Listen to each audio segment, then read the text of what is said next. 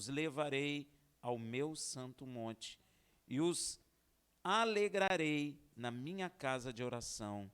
Os seus holocaustos e os seus sacrifícios serão aceitos no meu altar, porque a minha casa será chamada casa de oração para todos os povos. Assim diz o Senhor Deus, que ajunta os dispersos de Israel, ainda outros ajuntarei a eles, além dos que já se lhe têm ajuntado. Então, se você em algum momento pensou, o que eu estou fazendo aqui? Aqui está a resposta para você. Você abraçou o pacto do Senhor, não é verdade? Você abraçou o pacto e guarda o Shabat, não o profanando. Glória a Deus. Nós estamos na Parashá Bo, 15ª porção do ano de 5.783. Essa Parashá vai de Êxodo 10, 1 a 13, 16. A porção dos profetas, Haftará, Jeremias 46, 13 a 28. E o Berit Hadashá, Mateus 25, de 1 a 46. O interessante, eu vou comentar sobre o Berit Hadashá, e o interessante dessa porção é que, além de Yeshua ensinar sobre o reino de Deus, com as parábolas das 10 virgens, muito conhecida, e dos 10 talentos também, de igual modo conhecida, ele também nos revela com clareza o período de seu retorno. E fala também da vida eterna e do castigo eterno também. Eu acho que poucos falam sobre o castigo eterno, né? Mas ele fala. E ele começa falando para nós da sua volta, lá em Mateus 25, 31, que diz assim: e quando o Filho do Homem é ele, e quando o Filho do Homem vier em sua glória, e todos os santos anjos com ele, você já reparou? Todos os santos anjos com ele.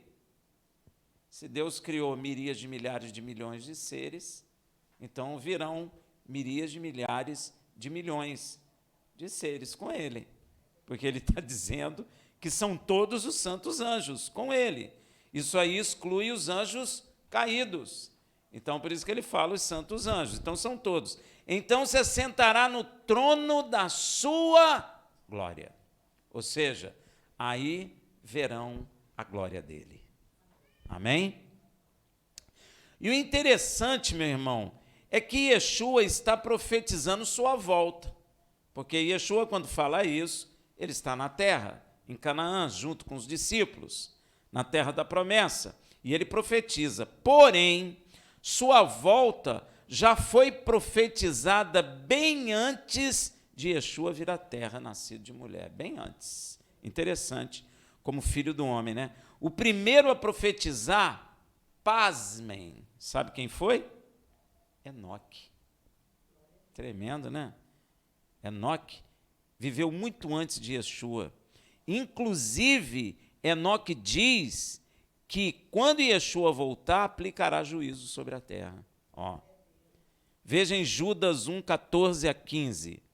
Para estes também profetizou Enoque, o sétimo depois de Adão, dizendo: eis que veio o Senhor com seus milhares de santos, aí ó, os anjos, com seus milhares, para executar juízo sobre todos e convencer a todos os ímpios de todas as obras de impiedade que impiamente cometeram e de todas as duras palavras que ímpios pecadores contra ele profetizaram.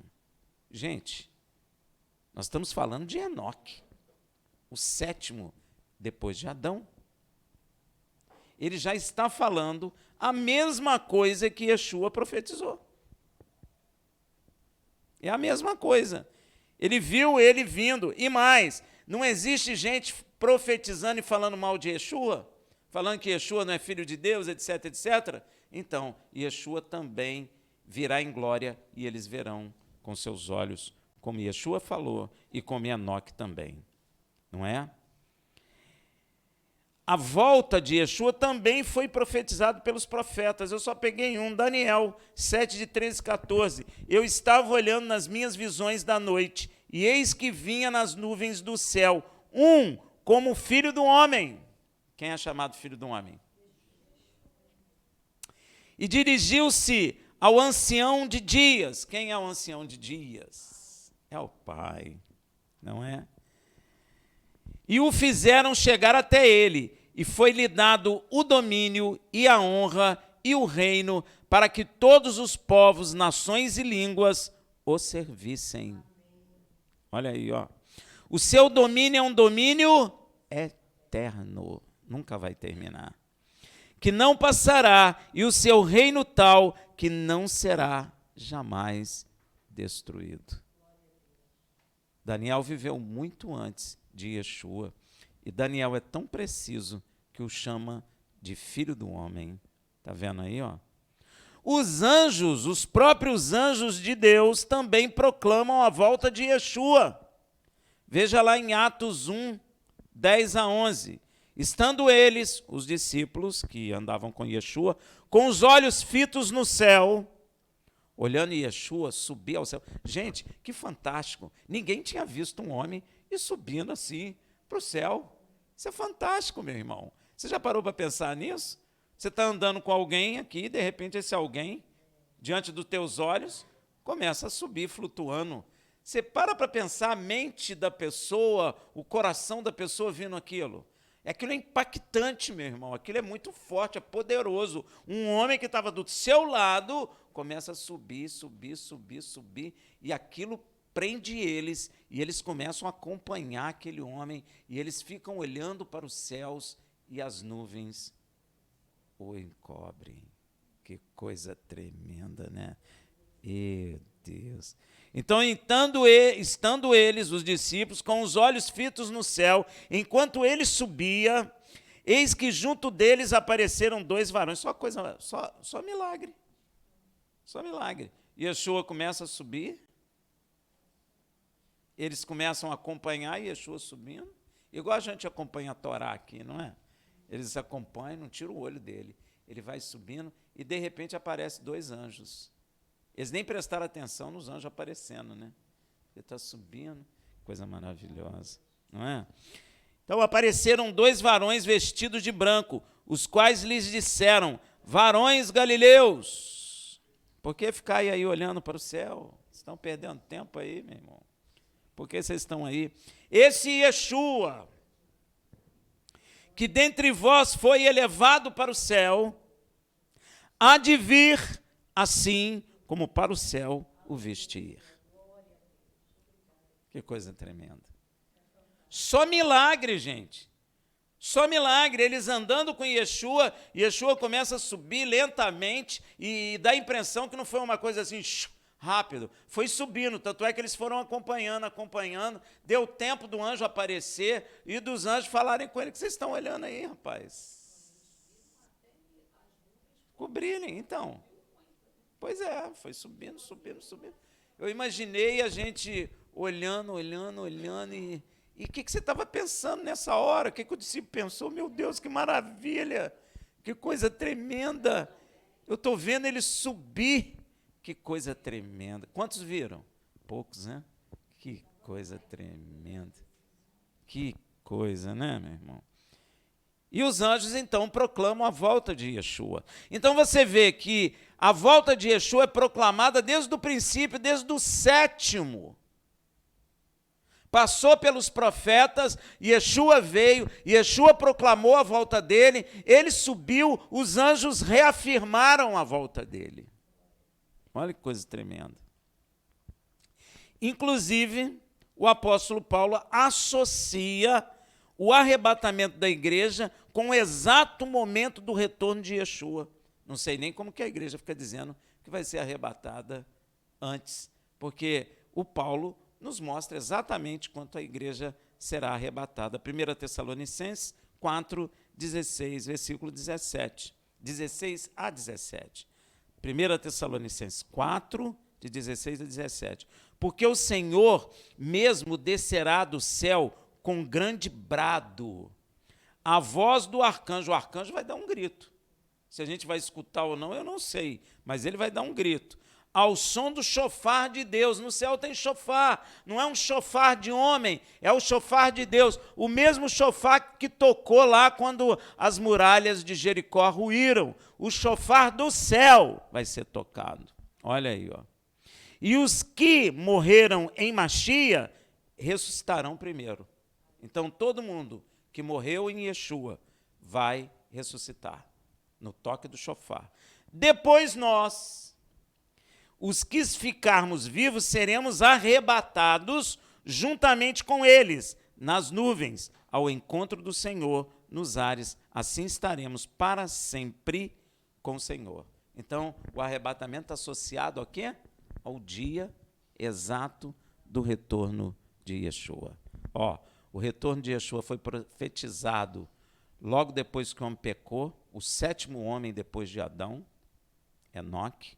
Foi profetizado pelos profetas, foi profetizado pelo próprio Yeshua, já na terra, nascido de mulher, foi profetizado pelos anjos. Paulo, apóstolo, como um abortivo que Yeshua o trouxe, também profetizou com relação à volta dele e associou o arrebatamento para o dia da volta de Yeshua. Então, não espere, igreja, que será arrebatada antes da volta de Yeshua. Amém? Porque a volta de Yeshua não vai ser como as pessoas falam. A volta de Yeshua não vai ser uma coisa escondidinha. E tem até um filme que os crentes todos foram ver, teve gente que chorava. E uma mentira grande aquilo ali, viu, meu irmão? Como é que chama o filme? Deixados para trás. Aquilo é mentira, meu irmão. Aquilo não é verdade. E as pessoas me dizendo, eu vi, você precisa ver. Eu falei, não vou ver, porque não é verdade. Não vou ver. O apóstolo Paulo está dizendo aqui, quando que vai ser o arrebatamento que ele está falando? No dia da volta de Yeshua. Está escrito aqui. Não só aqui, como Mateus 24 também fala. Mas eu trouxe esse texto aqui porque fala diretamente da volta de Yeshua associado ao arrebatamento da igreja. Amém? A ressurreição dos crentes do passado, que morreram aliançados com Deus. Aí você pode ver Abraão, Isaac, Jacó, e todo mundo vai ressuscitar nesse período. Tá? Inclusive, o retorno de Yeshua será um evento coberto de glórias. E mais, todo olho verá. Será um evento público. E quando a gente fala todo olho verá, é todo olho mesmo. Olho de quem está no céu, olho de quem está na terra, olho de quem está debaixo da terra. Amém? Rafael, que isso? Como é que até aqueles que morreram vão ver? Sim, eles vão ver. E lá em Apocalipse fala isso. Apocalipse 1, versículo 7. Eis que vem com as nuvens, e todo olho verá. Até mesmo aqueles que o estão vivos? Não. Mas se eles não foram salvos, alguns estão lá embaixo. A alma está lá embaixo, consciente. E quem que transpassou ele, que se converteu, está no 3º céu. Tranquilo. Mas todo olho o verá. Deu para entender? Todo olho verá. E todas as tribos da terra se lamentarão sobre ele. Sim. Amém. E Paulo lembra também que nós que cremos teremos um grande alívio com o retorno de Yeshua. O alívio da igreja só virá com a volta de Yeshua. E também neste dia, ele se vingará daqueles que não conhecem a Deus e daqueles que não obedeceram o evangelho, a boa nova de Yeshua. Dia de vingança. Tem até um louvor que fala, o dia da vingança do nosso Deus. Tem gente que fala assim, não, Deus não vinga, não, vingança é coisa de homem. Não, muito pelo contrário. Vingança é de Deus, sim, ele vai vingar. Amém? Veja em 2 Tessalonicenses 1, de 7 a 9. E a vós que sois atribulados, perseguidos, amém? É isso que ele quer dizer. Os que creem, alívio, juntamente conosco. Vai ter o quê? Alívio. Quando do céu se manifestar Adonai Yeshua com os anjos. Aí, ó, de novo a confirmação. Está vendo como a palavra não tem contradição? Com os anjos. Enoque falou que é com os anjos. Tem muita gente que diz que é a igreja voltando, porque foi arrebatada. Não, são anjos. São anjos. E Yeshua está falando que são todos. Então você imagina. Imagina, o que é todos? Eu não sei. É miríades de milhares de milhões. Todos? É muito anjo. Os demônios vão ficar desesperados, não tem nem para onde ir. Não tem, mas vai para onde? Para Marte? Não vai adiantar não, meu irmão. Eles vão tomar conta do universo, de toda a criação de Deus. Ó, presta atenção, gente. Quando um exército domina uma nação, o senhor do exército vem na frente, não vem? O general. O soldado não se espalha por toda aquela região e não toma conta, o que vai acontecer? Quando Yeshua voltar, ele volta com seu exército. Então o exército vai tomar conta de quê? Não só da terra, mas de todo o universo visível para a glória de Deus. É guerra. É guerra. Eu não sei para onde os demônios vão. Vão lá para baixo. É o único lugar que eles poderão ir. E, gente, pasmem, eles sabem. A igreja é que não sabe. Mas a igreja precisa saber. Yeshua não vai dominar só a terra. Ele vai dominar tudo. Todo o universo. Buraco negro, sei lá o que tem por aí. Quasar. Seja lá o que Deus criou, ele vai dominar tudo. Não tem onde demônio ir, só lá para baixo. Só lá para baixo. Então, nós receberemos alívio, nós que cremos. Alívio juntamente conosco, quando do céu se manifestar Yeshua com os anjos do seu poder em chama de fogo, e tomar vingança dos que não conhecem a Deus. Olha o perigo. Tomar vingança daqueles que não conhecem a Deus e dos que não obedeceram ao evangelho de nosso Adonai Yeshua, os quais sofrerão como castigo a perdição eterna. Eterna é o quê? Para sempre. Tem grupo aí que se diz cristão que diz, não, Deus não é assim, Deus não vai fazer isso não. Vai sim, está escrito aqui. Vão ficar no purgatório, só se for no inferno mesmo. Adonai, os quais sofrerão como castigo a perdição eterna, banidos da face do Senhor e da glória do seu poder. Você pode imaginar o que é? E é exatamente disto que Yeshua continua falando em Mateus 25, 32. E diante dele serão reunidas todas as nações. Todas as nações, todas. Filisteu existe hoje, mas quando ele estiver lá, os filisteus estarão lá. Deu para entender? Amém? Um povo que já nem existe mais. Não interessa, vai estar lá. Incas, os maias, seja lá, o povo que existiu na terra estará lá diante do Filho do Deus vivo e dos anjos do Senhor. E diante dele serão reunidas todas as nações, e ele separará uns dos outros. E é isso que eu estava falando com a irmã aqui agora. Ele vai separar uns dos outros. Você já parou para pensar nisso? Eu acho que não. Ele vai separar pai de filhos, filhos de pais, marido de mulheres, avós de netos, amigos, amigas, mães, pais, avós, serão separados. Mas agora, para sempre. Está aqui, E ele separará uns dos outros, como o pastor separa as ovelhas dos... E porá as ovelhas à sua direita, mas os cabritos ou bode, algumas traduções, à sua esquerda.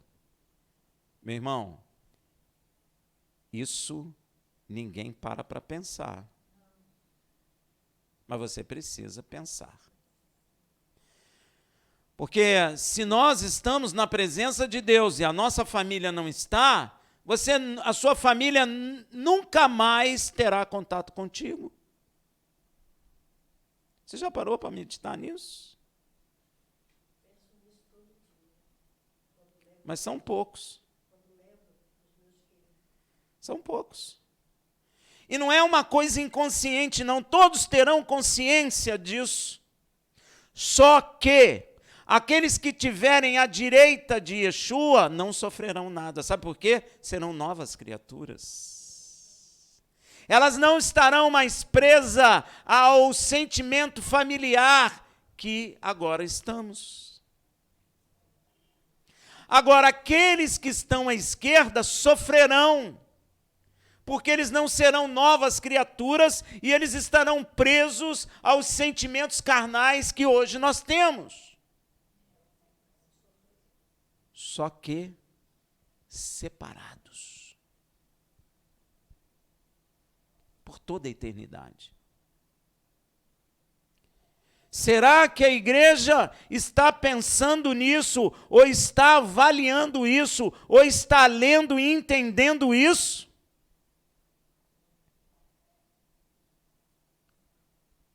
Não vai adiantar você dizer, mas eu amava tanto meu pai, eu amava tanto a minha mãe, eu amava tanto meu irmão, ou seja lá quem for. Se a pessoa ficar do lado esquerdo de Yeshua, ela será cortada para sempre.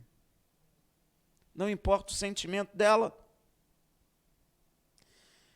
E é por isso que Yeshua fala que haverá ranger de dente.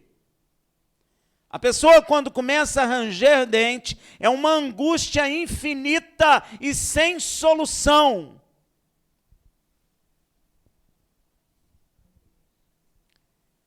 E quantos pensam que isso é brincadeira? Pois é, e quantos estão ensinando isso na igreja? Olha, e diante dele serão reunidas todas as nações, e ele separará uns dos outros, como o pastor separa as ovelhas dos cabritos, e porá as ovelhas à sua direita, mas os cabritos à sua esquerda. Não tem nada a ver com direita e esquerda política, e isso é bobagem. É ao lado dele, ele está sentado, ele é rei, estão não sei quantos milhões de anjos com ele, e aí ele vai botar todas as nações, e ele sabe exatamente quem são os bodes e quem são as ovelhas. E ele vai botar as ovelhas do lado direito e os bodes do lado esquerdo. Ah, mas é a minha filha. Se for considerado bode, é do lado esquerdo. Você que está do lado direito não sentirá, porque você é nova criatura, você receberá maravilhas de Deus, você terá outras visões, você terá outros conhecimentos, mas eles, que estarão do lado esquerdo, sofrerão todo esse sofrimento carnal que as pessoas têm, porque eles não serão novas criaturas. Você parou para pensar agora, meu irmão? Perderam. E concordarão com isso. Porque Deus fará justiça, porque Deus não é injusto. E às vezes as igrejas estão pregando um evangelho almofadinha. Um evangelho segundo o coração do homem. O evangelho que, na verdade, o homem é o centro das coisas. Mas o evangelho não coloca o homem no centro das coisas. O evangelho não é humanismo. O evangelho coloca Yeshua, o Filho de Deus, na preeminência de todas as coisas, no centro de todas as coisas. Ele é o cabeça da criação de Deus. Não é o homem.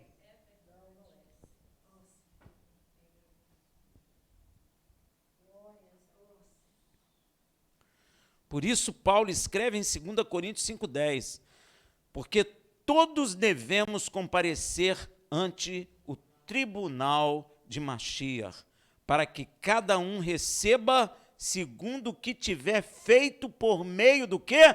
Do corpo, ou o bem ou o mal.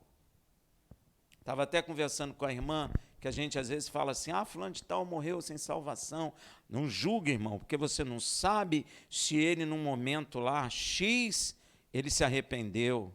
Meu irmão, Yeshua dará o que fez por meio do corpo. Nós não estamos julgando se a pessoa morreu pecando, condenada ela será. É assim que está escrito, não inventa. Não inventa.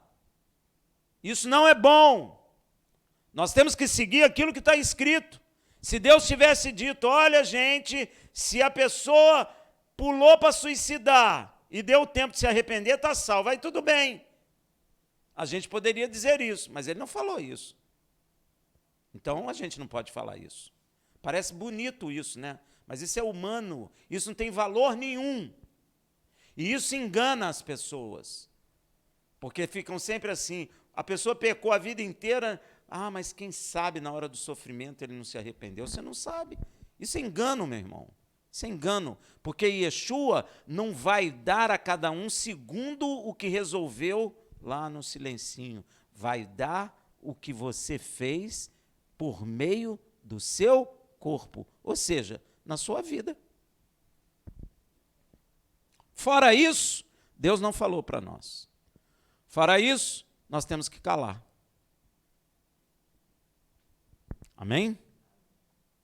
Yeshua está ensinando que quando ele retornar nesse mesmo dia, ele separará aqueles que creram e viveram sua palavra, daqueles que não creram.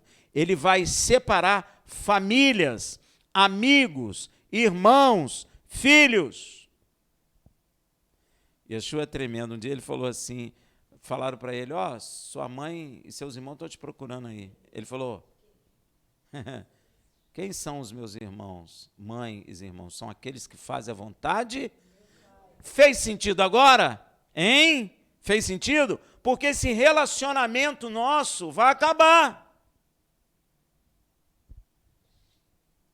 Deu para entender?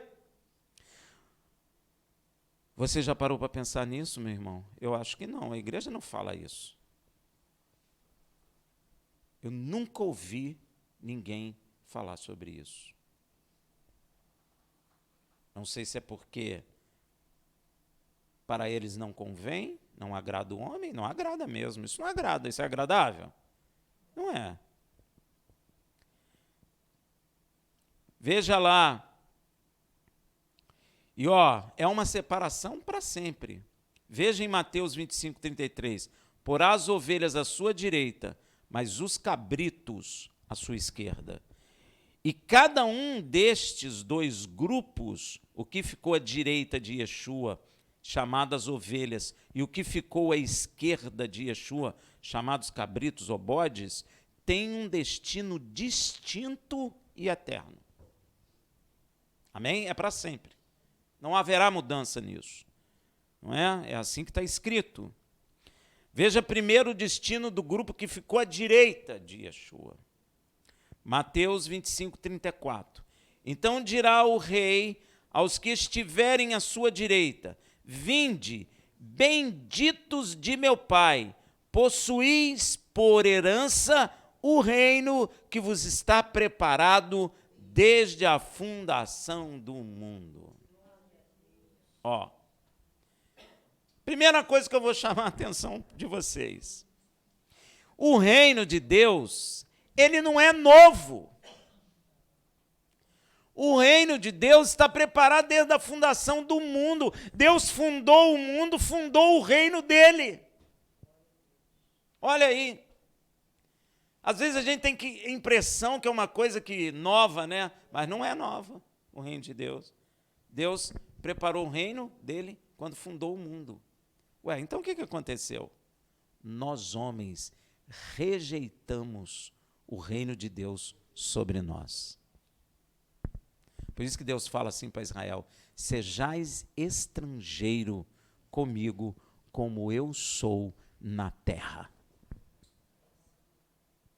Deus foi praticamente expulso da terra pelo próprio homem.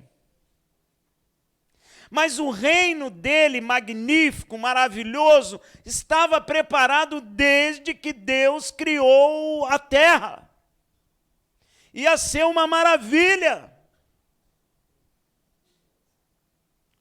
Mas o homem não quis. Expulsou Deus. Parece uma coisa estranha, né? Aos nossos ouvidos, nós não estamos na igreja acostumados a ouvir isso. Nós precisamos ouvir, à medida em que eu não aceito Yeshua, eu estou fazendo a mesma coisa que Adão fez lá atrás. Eu estou rejeitando o reino de Deus sobre a minha vida. É por isso que lá em Apocalipse, Yeshua fala que nós receberemos um novo nome. Por que eu vou receber um novo nome? De Deus. Porque eu aceitei o governo de Deus. Aí ele me põe um nome maneiro. Porque esse nome que nós temos é nome dado pelos homens.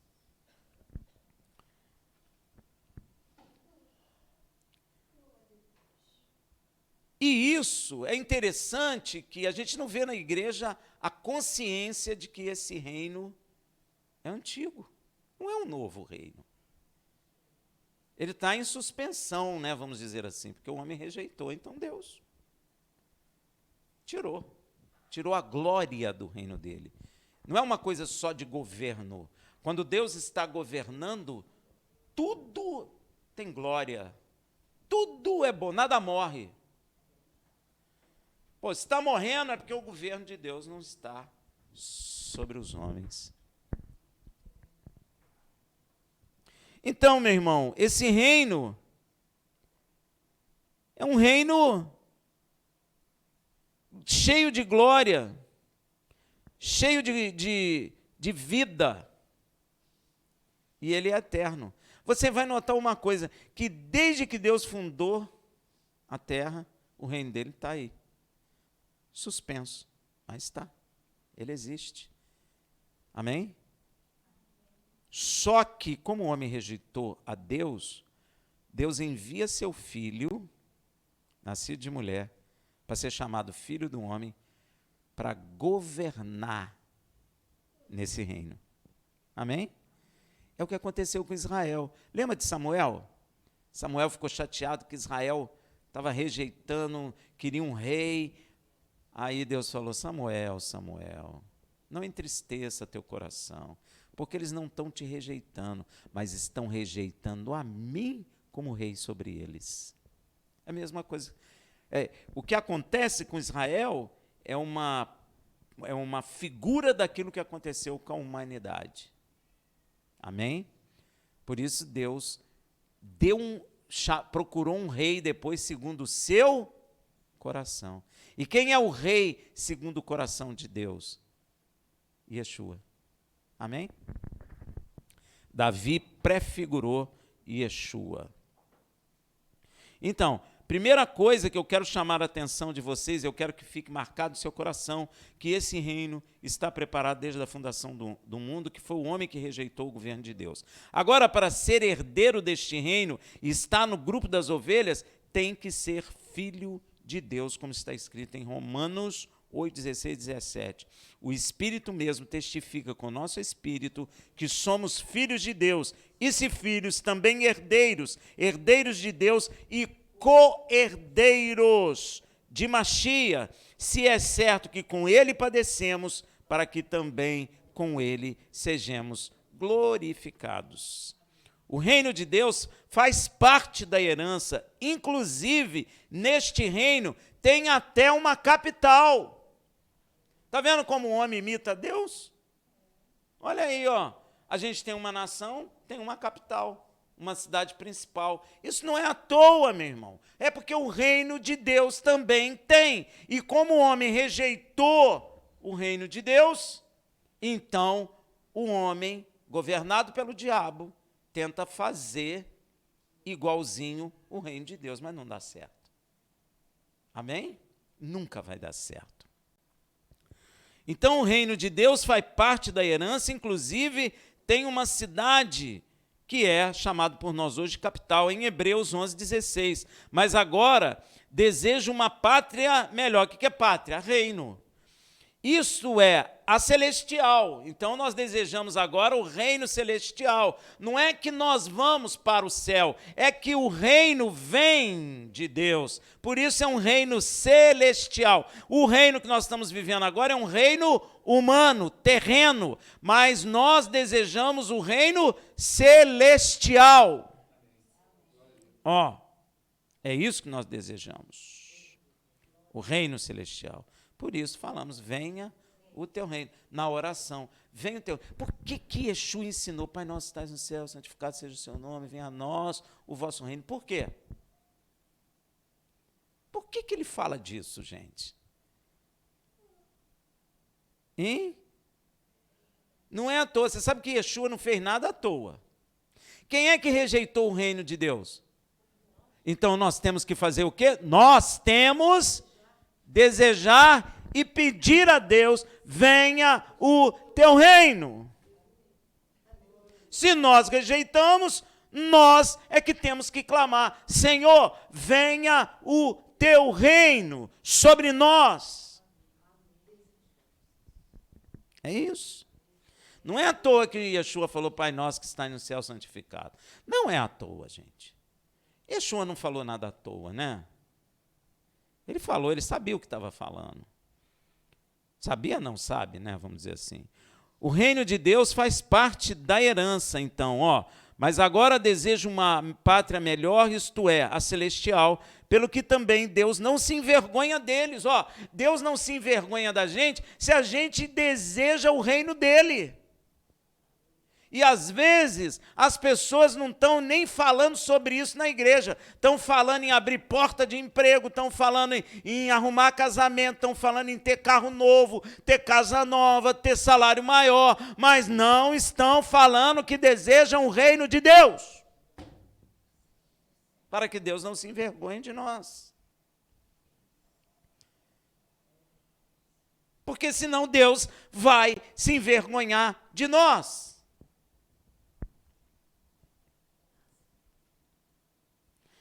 Por isso, por que Deus não se envergonha de Abraão, Isaac e Jacó?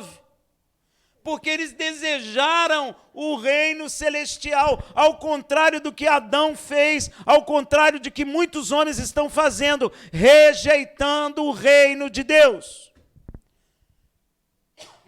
Deu para entender?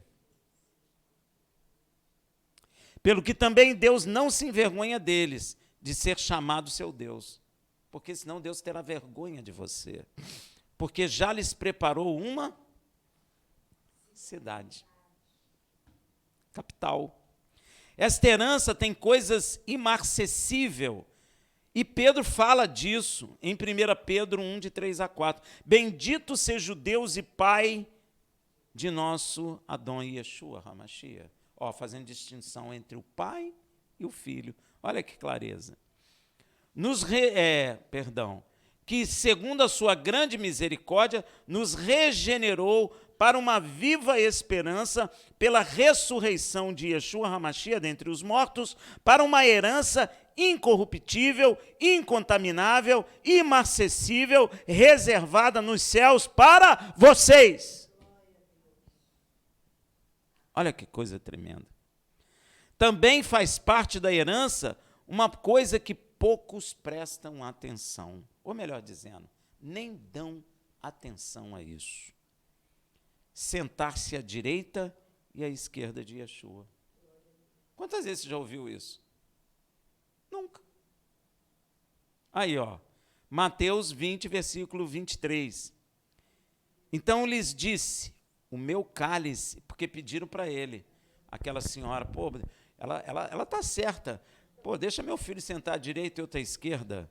E Yeshua falou, então lhes disse, o meu cálice certamente podereis beber? Eles disseram, podemos, foram ousados, nós temos que beber o cálice de Yeshua, porque com ele temos que padecer, para que também com ele sejamos glorificados. Então ele respondeu, o meu cálice certamente é a vez de beber, mas o sentar-se à minha direita e à minha esquerda não me pertence concedê-lo, mas isso é para aqueles para quem está preparado por meu. Gente, de nós, Igreja de Machia, terão pessoas que sentarão à direita e à esquerda de Yeshua. Gente, pode ser eu, pode ser você, mas nós não sabemos, porque nem Yeshua pode conceder isso. Só o Pai que está no céu. Isso faz parte da herança de Deus para nós, sentar à direita e à esquerda do rei. Você já parou para pensar isso, meu irmão? É muita coisa. Deus falar assim, com aquele vozeirão doce: fulano, senta à direita do meu filho. Meu Deus, meu irmão. Que honra, não é? Para aqueles que entregaram a vida pela verdade do Evangelho. Que honra. Eu sei que eu não sou digno, mas quantos são? Não é? Deus conhece Paulo, conhece Pedro, conhece Estevão, que foi apedrejado, João, que dedicou a vida desde os 17 anos, por toda a sua vida, tanto foi por toda a sua vida que o Senhor entregou o Apocalipse para ele já era velho, idoso. Samuel, os profetas, Abraão, Isaque, pois é, Moisés, quantos? Mas ninguém sabe quem. O Pai é que vai conceder essa maravilha da herança. E todos nós vamos ficar felizes, vamos concordar, Pois é, nós vamos concordar, que maravilha. Como, ainda que seja o último, eu quero. Agora, você prestou atenção no que Yeshua falou aqui? A palavra aqueles. Vou ler de novo para você prestar atenção. Então lhes disse: o meu cálice certamente é a vez de beber, mas o sentar-se à minha direita e à minha esquerda não me pertence concedê-lo, mas isso é para aqueles. Ele falou no plural. Aqueles. Ou seja, sentaremos alguns de nós, não sei quantos, à direita e à esquerda do rei e reinaremos com ele. Já parou para pensar nisso também? Hein? Hoje eu estou perguntando muito isso, né? Essa herança que as ovelhas à direita de Yeshua receberão é aquela falada por Paulo lá em 1 Coríntios 2,9. Mas como está escrito, as coisas que olhos não viram, nem ouvidos ouviram, nem penetraram o coração do homem, são as que Deus preparou para os que o amam. Tem gente que entende isso aqui errado, porque a palavra de Deus está dizendo que a herança que tem preparado para nós, nem olhos viram, nem ouvidos ouviram, nem subiu o coração do homem natural. O homem natural não imagina isso, imagina? Não. Mas para nós, o Espírito de Deus nos revelou. E Deus tem nos revelado essas coisas pelo seu Espírito. Veja em 1 Coríntios 2,10. Porque Deus nos revelou pelo seu Espírito. Pois o Espírito esquadrinha todas as coisas, mesmo as profundezas de Deus. Aí Deus planejou essas heranças, todo o Espírito foi lá nas profundezas de Deus e trouxe até o nosso espírito, para que a gente entenda essas maravilhas. E o item talvez mais importante dessa herança nos foi revelado pelo Espírito de Deus em Apocalipse 21:7. Olha aí, ó. Aquele que vencer herdarão essas coisas, e eu serei seu Deus, e ele será meu filho. Glória a Deus. Isso é mais importante, né? Ser filho de Deus. E Yeshua continua a falar aos que estão à sua mão direita em Mateus 25, 35 a 40. Pois tive fome e deste-me de comer, tive sede e deste-me de beber, era forasteiro e reconheceste-me, estava nu e vesti-me, enfermo e visitaste-me, preso e vieste ver-me. Então perguntarão os justos: Senhor, quando te vimos faminto e te demos de comer, ou com sede, e te demos de beber? Quando te vimos forasteiro, e te recolhemos, ou nu, e te vestimos? Quando te virmos enfermos ou preso, e fomos visitar-te?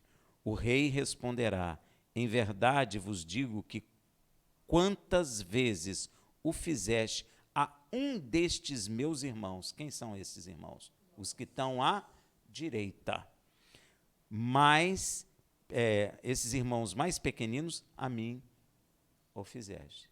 Então, ele está falando de quem está à direita.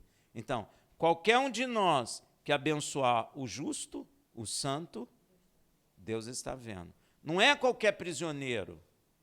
Não que nós não tenhamos que visitar as cadeias e falar de Yeshua, mas nesse caso aqui, ele está falando de pessoas que foram presas por causa do nome dele, sofreram por causa do nome dele. E se nós abençoamos essas pessoas, nós estamos abençoando Yeshua. E por um simples falar de Yeshua, porque Yeshua falou assim: o Pai estará em mim e eu em vós. Então, quando a gente alimenta um justo, nós estamos alimentando Yeshua também. Amém? Muito simples isso. Por esta razão está escrito em Provérbios 14, 21. O que despreza ao seu vizinho peca, mas feliz é aquele que se compadece dos pobres.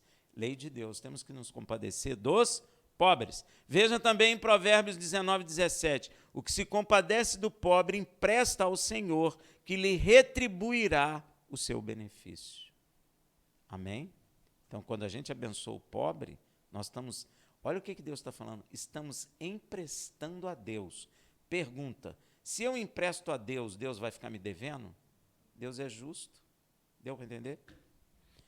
E como as ovelhas à direita de Yeshua praticaram a misericórdia, Deus não vai esquecer. Veja em Hebreus 6,10. Porque Deus não é injusto para se esquecer da vossa obra e do amor que para com o seu nome mostraste, porquanto serviste aos santos. Por isso que eu falo que é servir. E ainda os servis. Nós precisamos servir aos santos. Nada de liderança, é servir aos santos. Então, Yeshua diz aos que ficaram à sua mão esquerda. Veja em Mateus 25, 41. Dirá também os que estiverem à sua esquerda: apartai-vos de mim, malditos, para o fogo eterno, destinado ao diabo e seus anjos. Apartai-vos de mim, malditos. A palavra do rei aqui, ó. Para onde? Para o fogo eterno. Destinado a quem? Não foi destinado para o homem, foi para o diabo e os anjos. Mas como não aceitaram a verdade de Deus, por meio de seu Filho, eles serão lançados no fogo eterno com o diabo e seus anjos. E lá, não preciso nem dizer que a Bíblia fala, haverá ranger de dente. Ué, Rafael, mas vai ter dente? Vai. A alma, o corpo é o revestimento da alma. A alma tem o formato do corpo, a alma tem língua, tem dente, tem olhos. Amém? Glória a Deus. O que a Bíblia diz a respeito dos olhos? São as janelas da alma. Então, a alma enxerga pelos olhinhos. Então, a alma tem olhos. Então, a alma tem o formato do corpo. Então, será lançado, segundo um texto bíblico, a alma e o corpo da pessoa só, sem espírito. Então, você imagina que a pessoa nunca mais terá contato com Deus e sofrerá por toda a eternidade sem fim. Então, Yeshua continua: pois eles fizeram tudo ao contrário. Veja em Mateus 25, de 42 a 45. Era forasteiro e não me recolheste, estava nu e não me vestiste, enfermo e preso e não me visitaste. Também eles perguntarão: Senhor, quando te vimos faminto, com sede, forasteiro, nu, enfermo ou preso, e não te servimos? Então ele responderá: em verdade vos digo que quantas vezes tu deixastes de fazer a um destes mais pequeninos, a mim o deixaste de fazer. Amém? Então, o rei Yeshua termina dizendo lá em Mateus 25, 46, irão estes, os que ficaram à esquerda de Yeshua, para o suplício eterno. Suplício é o quê? Tormento, ou seja, é coisa consciente. É coisa consciente, a pessoa vai sofrer conscientemente, sem fim, para o suplício eterno. Porém, os justos, os da direita, para a vida eterna, com o Pai e seu Filho, para sempre. Shabbat Shalom.